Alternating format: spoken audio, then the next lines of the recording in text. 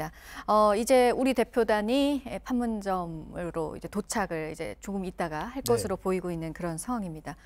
물론 북한과의 회담은 가봐야 됩니다. 여러 가지 돌발 변수도 많고. 그렇지만 그 전에 지금 사전 분위기로 볼 때 좀 좋은 분위기를 예상해 볼 수 있는 그런 대목들이 몇 가지 있습니다. 뭐 여러 가지가 있죠. 김정은이 일단 통크게 신년사에서 대표단 보내겠다. 또 같은 민족의 축제인데 우리가 축하해 주지 않을 리가 없지 않느냐. 뭐 이런 식으로 그동안의 도발은 완전히 잊은 듯이 민족 간의 협력을 하자.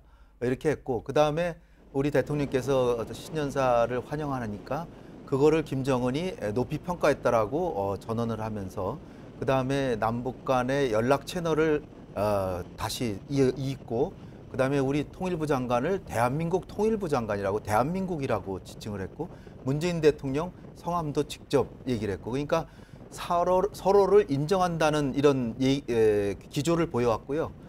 그 다음에 이제 시간도 오늘 회담 시간도 우리 시간으로 10시인데 북한으로는 9시 반입니다. 네. 이렇게 북한은 딱 떨어지는 거 딱딱 좋아하는데 우리 측 시간에 맞춰준 것도 일단 작은 일 가지고 문제 삼지는 않겠다.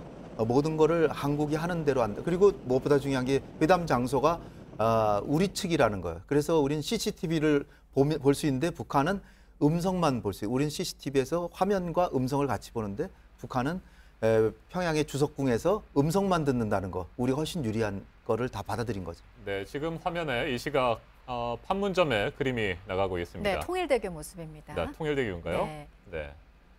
통일대교를 통과해서 판문점 평화의 집으로 가게 됩니다. 오전 7시 32분쯤에 통일부 남북회담 본부를 출발했고요. 우리 대표단은 승용차와 버스를 나눠 타고 현재 통일대교 쪽으로 향하고 있습니다. 안희근 기자, 네. 7시 32분에 출발했는데 지금 이동에는 큰 문제가 없는 거죠? 어떻습니까? 속도는? 네, 그렇습니다. 당초 8시 40분쯤에 통일대교를 지나서 8시 50분까지 판문점 평화의 집에 도착한다는 계획이었는데요. 네. 지금 현재 상황으로 보면 한 7, 8분 정도 좀 더 빨리 도착을 할 것 같습니다. 근데 뭐 가서 좀 쉬면서 좀 회담 준비도 하고 하기 때문에 크게 무리는 없을 것으로 보입니다. 네. 오늘 우리 한국 쪽에 기자단 그리고 또 북쪽에서도 기자단이 내려올 텐데 같이 모여서 뭐 취재를 하거나 이런 상황은 벌어지지 않을 거라고요? 네네. 북측 대표단에도 기자단과 그 촬영 기자 등이 오는데요. 북측 기자들은 평화의 집에 별도의 기자실이 마련이 되고요. 우리 남측 기자들은 자유의 집에 기자실이 마련이 됩니다. 그리고 그렇기 때문에 서로 뭐 오가면서 잠깐 만날 수는 있겠지만 서로 부딪힐 일은 없을 것으로 보입니다. 네, 지금 판문점을 향해 우리 대표단 계속해서 이동을 하고 있는 모습이고요. 잠시 뒤에 이제 통일대교에 도착을 해서 10분 거리에 있는 오늘 회담 장소인 판문점 평화의 집으로 들어가서 이제 오늘 회담이 열리게 됩니다. 이번에 보면은 1월 1일에요. 북한 김정은의 신년사가 나온 이후에 거의 매일매일 진전이 있었습니다. 우리가 그렇죠. 제안을 하고 북한이 받아들이고 연락 채널이 복원이 되고 오늘 이 남북회담이 열리기까지 숨가쁘게 하루하루가 진행되지 않았습니까? 거의 뭐 매일매일 이제 큰 뉴스가 나왔는데요. 신년사, 김정은의 신년사에 대해서 우리 청와대에서 바로 몇 시간 뒤에 환영 그 입장을 표명했고 문재인 대통령께서 2일 날 그 금년도 첫 국무회의 주재하시면서 이것을 환영하고 통일부와 문체부에 이걸 실무 대책을 조속히 강구해라. 그래서 그날 오후에 조명균 장관이 남북 회담을 제안했고 일단 연락 채널을 개통하자.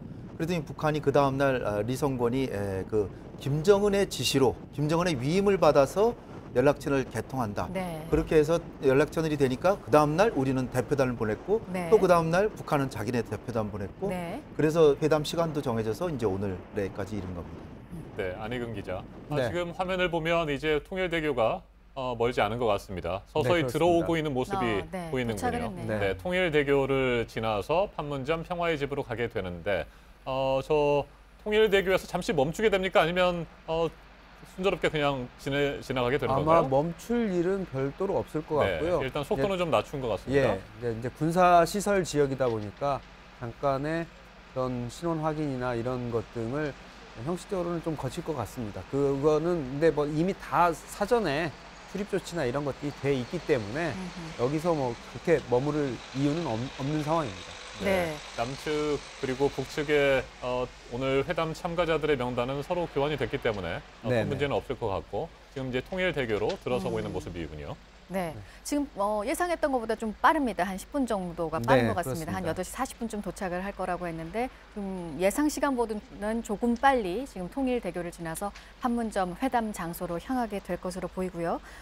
북한 대표단은 이제 판문점 앞까지는 차를 타고 와서 판문점 내 군사 분계선은 직접 걸어서 이제 도보로 이동해서 장소로 오게 되는 거죠? 예, 제가 2008년에 판문점 평화의 집에서 열린 그 경제에너지 지원 워킹그룹, 육자회담 산하에 있는 워킹그룹 취재를 한번 간 적이 있었는데요. 그때도 보면은 그 회담에 그때 현학봉 그 외무성 부상이 대표로 참석을 했었는데 그쪽 그 판문점 군사분계선을 직접 걸어서 네. 이 자유의 집 쪽으로 해서 계단으로 내려와서 판문점 평화의 집으로 이동을 하게 네. 되고 그러면 판문점 평화의 집이 이 건물이 1층이 거기에 맞이하는 영접하는 장소가 되고요. 2층에 곧바로 회담장이 있거든요. 네네. 그러면 바로 2층으로 올라가게 되면 2층에 정중앙에 큰 회의실이 있고 양측에 그 대표들이 머무를 수 있는 휴게실이 또 별도로 마련이 돼 있습니다. 네, 조금 전에 안희근 기자가 얘기했던 대로 통일대교를 지나기에 앞서서 잠시 멈춘 뒤에 지금 통일대교를 통과하고 있는 모습입니다.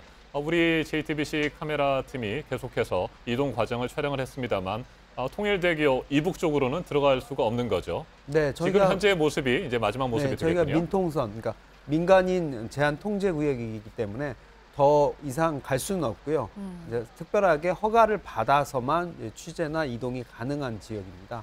그렇기 때문에 아마 오늘 저 파주 통일대교에서도 아마 취재 열기가 엄청날 것으로 보이는데 저쪽에서 아마 언제 우리 대표단 차량이 넘어올지 그렇죠. 이런 것들을 기다리면서 아마 수많은 외신과 내신 기자들이 저기서 아마 기다리게 될 것으로 보입니다. 네. 오늘 일단 가장 중요한 의제는 평창 올림픽과 관련해서입니다. 근데 더 지금 관심을 받고 있는 건 남북 관계 관련해서 어느 정도 이 의제가 더 확장돼서 논의가 될 것이냐 이 부분 아니겠습니까? 네.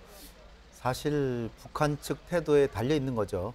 남북 관계가 이렇게 경색되고 했던 거는 북한이 핵과 미사일 문제에서 계속적인 도발을 해온 데다가 그 이전까지 따져보면 천안함 폭침이 있고 그다음에 연평도 포격이 있고 그다음에 개성공단 그 전면 중단은 박근혜 정부가 결정했지만 그 이후에 북한이 그 자산을 동결하고 또 그 자산에 대해서 또 어떤 또 모종의 조치를 했을 가능성도 좀 있기 때문에 만약에 북한이 통 크게 정말 남북 관계에 어떤 물줄기를 바꾸겠다 이렇게 결심한다면 천안함 폭침을 간접적으로라도 사과한다든지 이런 만약 조치를 취한다 그러면 이 남북 관계는 굉장히 빠른 속도로 진전될 수 있죠. 사실은 이게 북한의 핵미사일 도발뿐 아니라 금강산 관광 재개 박항자 씨 살해 사건도 있고 근데 박항자 씨 살해 사건에 대한 사과보다도 천안함 폭침이라고 하는 게 이명박 정부 때 5.24 조치의 배경이 됐기 때문에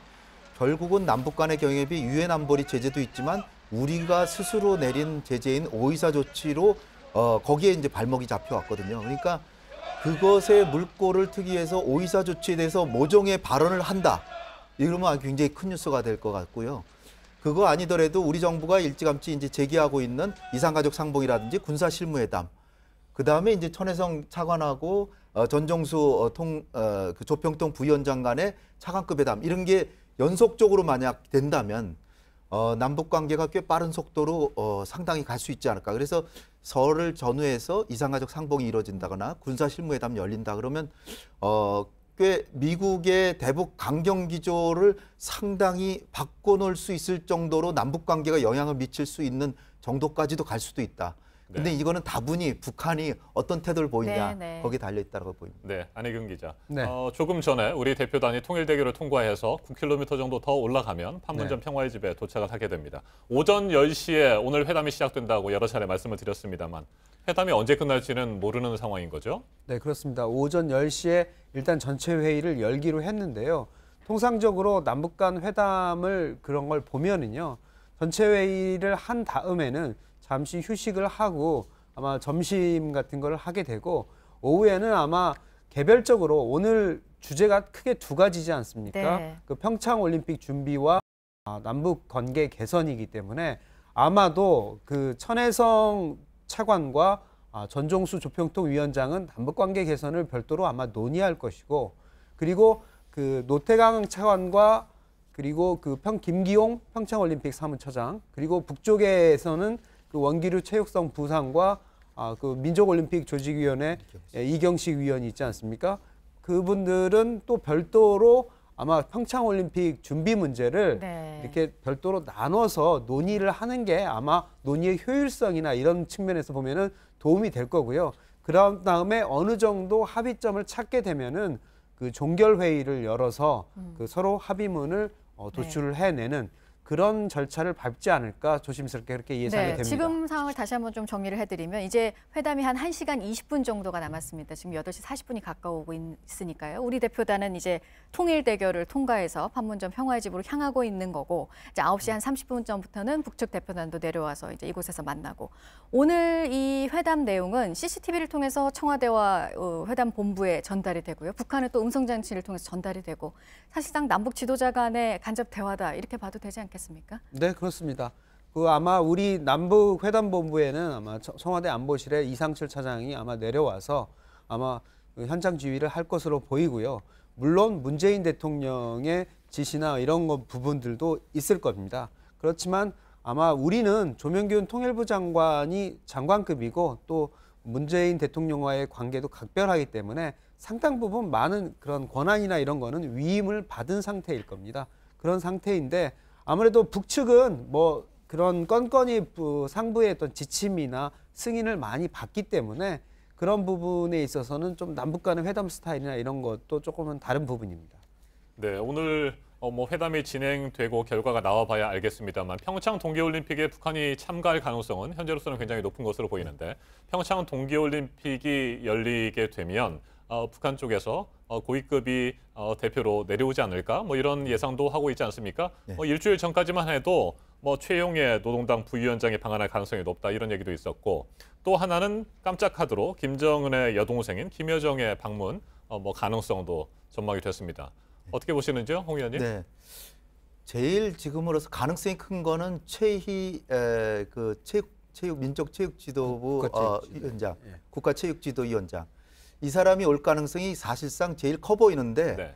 그런데 김정은이 신년사에서 이렇게 세게 얘기한 거 보면 최룡해를 보낼 가능성도 꽤 크다. 이게 정치 지도자급으로, 그러니까 북한의 체제 서열 2위라고 이제 여겨지는 사람이 있기 때문에, 그리고 아시안 게임 때도 왔고, 그 다음에 목함지뢰 사건 때 무박사일 회담도 했던 그때는 안 왔군요. 네. 그때는 안 오고 아시안 게임에 왔던 최룡해이기 때문에 최룡해를 보낼 가능성이 꽤 있고요. 그 다음에 이제 김정은이 조금 더 모험을 하자. 네. 그리고 국제적인 북한의 이미지를 한번 획기적으로 개선해 보자 그러면 자기 여동생인 김여정을 보낼 수 있는데, 김여정은 사실 당직밖에 없습니다. 국가직위가 없기 때문에 조금 좀 어색한 점이 있는데, 그래도 보낸다고 하면 이게 트럼프 대통령의 딸 이방카가 또 올 그렇죠. 가능성이 크거든요. 네.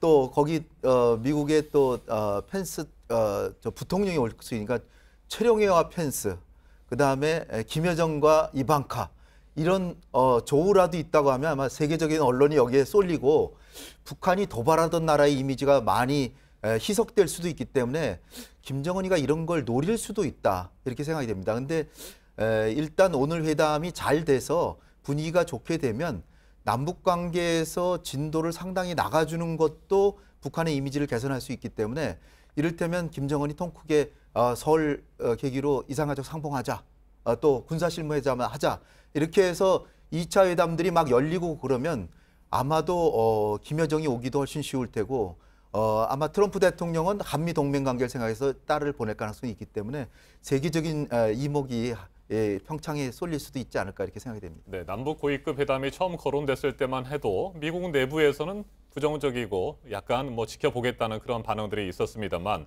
트럼프 대통령 평창 동계올림픽을 넘어서 다양한 한반도와 관련된 의견들이 이슈들이 논의되기를 바란다, 뭐 이런 뜻도 밝히지 않았습니까?